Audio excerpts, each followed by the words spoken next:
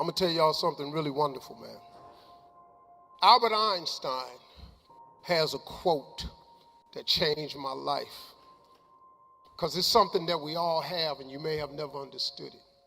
Albert Einstein said, "Imagination is everything. It's the preview to life's coming attractions." If you can get this right here, this can change it for you.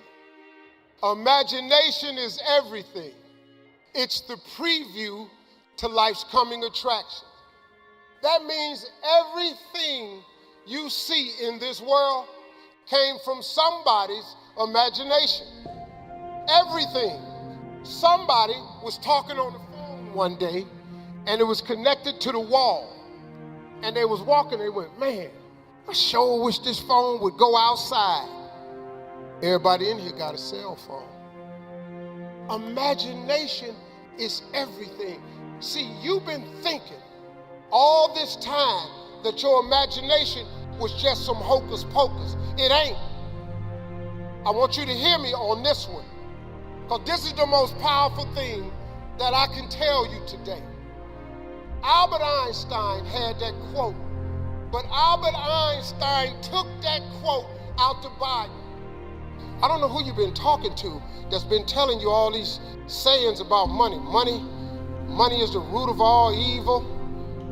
Money can't buy you happiness. Money can't buy you happiness, but I tell you what though, it'll park you right in front of Happy's house. You can at least see if he home. See, listen to me. Albert Einstein took the second half of my mother's favorite scripture. My mother's favorite scripture is, and you've all heard it, faith is the substance of things hoped for and the evidence of things not seen. Faith is the substance of things hoped for. It just means, really, that the pure essence of faith, it ain't nothing but hope. At one point in time, you're going to have to get smart now, people. All that hoping after you become an adult, it shouldn't be hope no more. This ought to start turning into some faith. Quit hoping, man. Turn it into faith. Faith is the belief in things that you cannot see. Ask for something from God, you don't know how in the world you're going to get it. That's what ought to be on your vision board. Don't put a bunch of stuff on there you can get. You know what's on my vision board? Things I have no idea how I'm going to get. I got $3 billion on my vision board. Why $3 billion? I don't know, more than one. What you going to do with $3 billion? I have no idea. But when I get it, you will know I have it. Look, man, faith is the substance of things hoped for and the evidence of things not seen. Your imagination is the evidence of things not seen. You know why it's the evidence of things not seen? Because your imagination, you're the only one can see it. Nobody can see your imagination but you. But God places what he has for you in your imagination. Your imagination is a preview of a coming attraction God has for you. That's what your imagination is. That's what it's been this whole time. All them times you've been imagining being rich, that wasn't just up there. God put it in your head because that's what he got for you. That big house you keep wanting, God put it in your head because that's what God got for you. When you keep dreaming of taking a summer vacation somewhere, that's because that's what God got for you. Because that's a coming attraction that God has for you. That's what your imagination is. You've been tripping. You know how many times you done wrote your imagination off?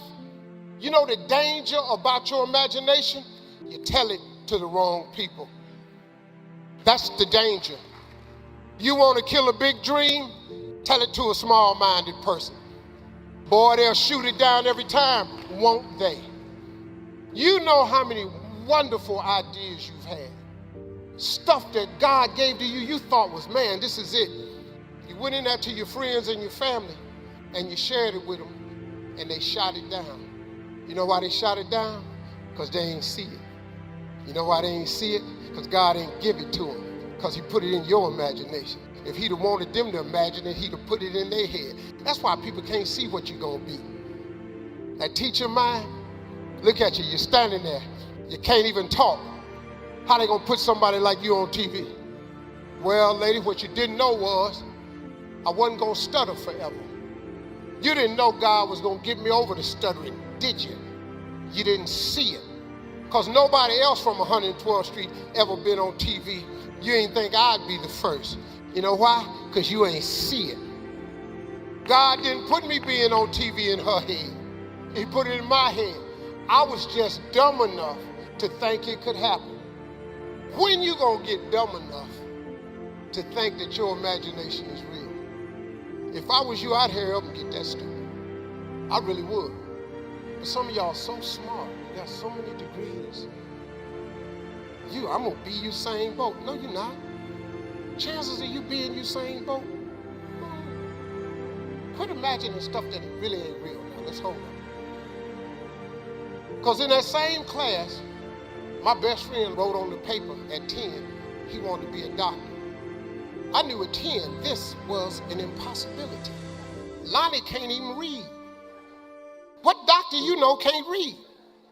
What you want to write on your paper is what you gifted at. What are you gifted at? What is the thing that you do the absolute best with the least amount of effort? That's your gift. That's what ought to be on paper. God has been using your imagination to show you your gift. I don't appreciate him talking about the Lord that much. I didn't like the jokes. We're here for motivation. I didn't like the jokes. Well, okay, whatever. Somebody always finds something wrong with what you're doing, even if it's okay. Somebody always. But you know what? It don't matter what they say, because what they say don't matter. Who is these people talking about me? You remember I told you a minute ago, don't try to change yourself, because you ain't got to change. You know God gonna work with you just the way you are. Listen to me. There will be no more levels for you unless you get to the next level of your faith. There ain't no more levels for you, partner. You where you at. I found that nothing in life is worthwhile unless you take risks. Nelson Mandela said, there is no passion to be found playing small and settling for a life that's less than the one you're capable of living.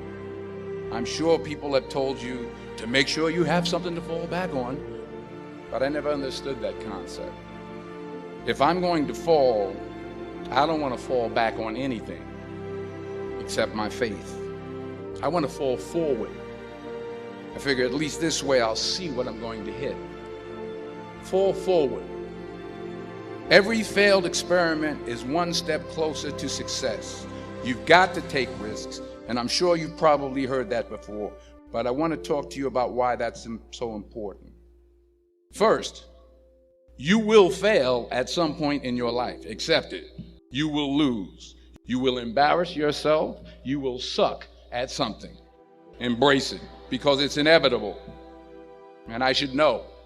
In the acting business, you fail all the time. Early on in my career, I auditioned for a part in a Broadway musical. Perfect role for me, I thought, except for the fact that I can't sing. I didn't get the job.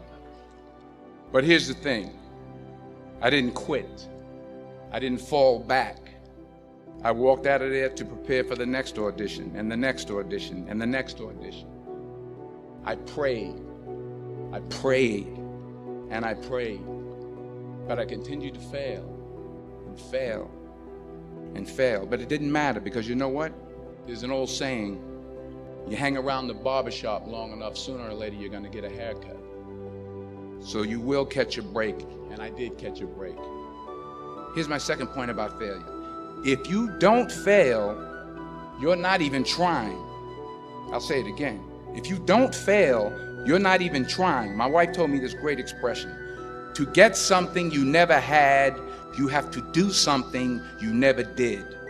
Les Brown, he made an analogy about this. He says, imagine you're on your deathbed, and standing around your deathbed are the ghosts representing your unfulfilled potential. The ghost of the ideas you never acted on. The ghost of the talents you didn't use. And they're standing around your bed, disappointed and upset. They say, we came to you because you could have brought us to life, they say. And now we have to go to the grave together. So I ask you today, how many ghosts are going to be around your bed when your time comes? So you got to get out there. You got to give it everything you got, whether it's your time, your talent, your prayers, or your treasures. What are you going to do with what you have? I'm not talking about how much you have. Some of you have money. Some of you have patience. Some of you have kindness. Some of you have love. Some of you have the gift of long suffering, whatever it is, whatever your gift is. What are you going to do with what you have? All right, now here's my last point about failure. Sometimes it's the best way to figure out where you're going. Your life will never be a straight path. To not only take risks, but to be open to life, to accept new views, and to be open to new opinions. Because the chances you take, the people you meet, the people you love, the faith that you have, that's what's going to define you. Never be discouraged. Never hold back. Give everything you got. And when you fall throughout life, remember this: fall forward. And we've all had experiences where we were working on something and we knew it was possible, and we did those things that were necessary to bring it into reality. We took the responsibility to make it happen. Other people couldn't see it. A lot of people didn't believe it. You were attacked. You were criticized. People were opposing you, but you kept on doing it. It was hard. It was rough. It was difficult. But to you, it was worth it. And eventually you got to a level, can nothing stop me now. I'm on the move. I'm on the move.